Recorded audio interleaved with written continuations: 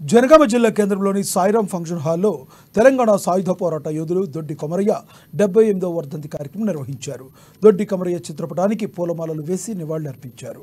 ఈ కార్యక్రమంలో మంత్రి వెంకటరెడ్డి, భువనగిరి ఎంపీ చామల కిరణ్ కుమార్ రెడ్డి, ఎమ్మెల్యే పల్ల రాజేశ్వరరెడ్డి, ప్రభుత్వ విప్ బీర్ల ఐలయ్య, జనగామ డీసీసీ అధ్యక్షులు కొమ్మూరు ప్రతాప్ రెడ్డి, అరుణోదయ విమలక్క పాల్గొన్నారు.